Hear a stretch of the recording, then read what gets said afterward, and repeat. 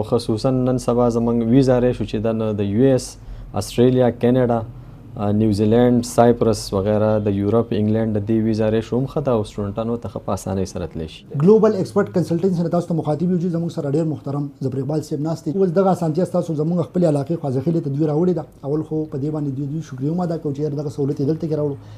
ډېر زیاته مهرباني ستاسو د وخت راکولو. دا به راته ووایي چې نن سبا ستاسو سره د کومو یونیورسټیانو اډمیشن یې وپندېږي؟ ډېره مهرباني افتخار صاحب چې تاسو موږ له وخت راکړو. د اپر سوات د پریس کلب د ټولو ممبرانو خصوصا د چیرمین صاحب او وحید الله خان ستاسو ټولو شکریه ادا کوم چې تاسو موږ له وخت راکړو.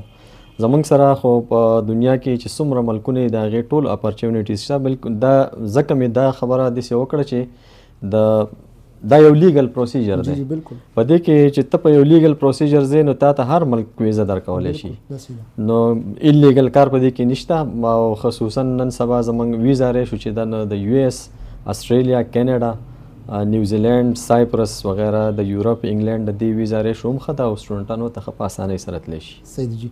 که فکر وکړو انیشیل سټیجز کې د فیس څه سټرکچر وي هغې کې ستاسو هاپ ورکوئ یا د سټوډنټ نه څومره رالی یا د دې سره سره د بینک سټیټمنټ په حواله باندې دغه څومره معلومات یې زموږ د کتونکو سره شریک کړي؟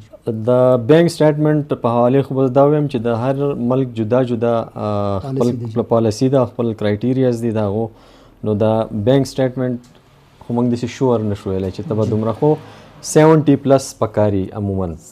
او بل د هغې بیا چونکې دا خبره لږ اوږدېږي نو د هغې موږ زه په شارټ کټ کې تاسو دا وایم چې کم یونیورسټي فیس او اکوموډیشن پلس فوډ ستا چې څومره ډیوریشن اف سټډي ده د دې پیسې اماونټ چې دا کم از کم ستا سره په اکاونټ کې موجود دي اویلیبل نو ستا د هغې نه پوره کولی شي. جی دا سټیټمنټ په باره سره شوه. بل د ویزا سټوډنټ ویزا ده نو هغه که ته یو سټوډنټ یا یو کلاینټ په خپله باندې د یونیورسټي فیس سبمیټ کوي پای کې موږ ته هېڅ ایشو نشته. ویزا فیس ته هغه هم په خپله باندې ورکولی شي، موږ ته څه ایشو نشته. موږ خپل کنسلټنسي فیس هغو کلایم کوو الوتې چې کله د هغه کار وشي، ویزا یې ولګي یا اډمیشن یې وشي کنفرم شي، نو بیا زموږ حق جوړېږي چې موږ هغو ته خپل کنسلټنسي فیس او موږ حق جوړېږي چې رایې کې بیا. بالکل جی. دا به راته ووایي چې یاره صرف د ماسټر په لیول یا د بي ایس په لیول یا د سره سره که فکر وکړو نن سبا سیکنډریز داسې دي چې هغوی په اف ایس سی لیول یا د خصوصا لینګویج په لیول باندې هم سټوډنټانو له اپارچونټي ورکوي. نو د دغې په حواله تاسو څه وغواړئ؟ بالکل په دې باندې هم کېږي، په لینګویج هم کېږي. په خود ته چې یو های پروفایل جوړی نو ستا ویزا ریشو ښه کېږي. اډمیشن کول اسان دي.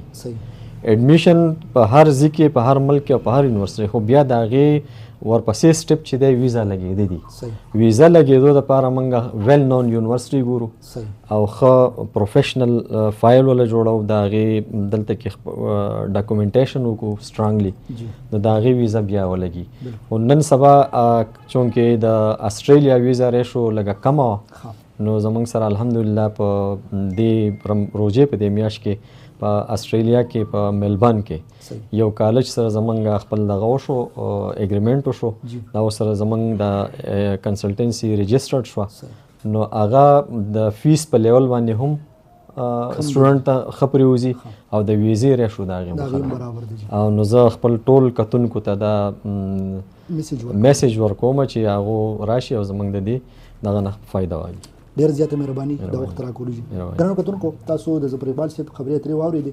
که تاسو هم شوق کوئ او وایئ چې یاره مونږ د اعلی تعلیم دپاره یورپ کنټریز ته خصوصا لاړ شو نو بیا ډېره اسانتیا جوړه شوې ده. زموږ په خپله علاقه خواځخیله کې دوی دغه سیټ اپ دا راوړی دی. که تاسو هم شوق کوئ نو یو پیر لازم ویزټ وکړئ. بل د ویزټ خبره زه یو واضح کول غواړم. نن سبا په دې مارکیټ کې زیات خلک داسې دي چې یاره ډن بیس دا شارټ کټې دي. دا خپل عوام ته دا یو ریکویسټ کوم چې دې شارټ کټو نه ځان وساتئ. په ډن بیس باندې هیڅ قسم کار نه کېږي. دا هر یو ملک خپل یو جدا پروسیجر دی، په پروسیجر ځئ ویزا به تاسو ته لګي.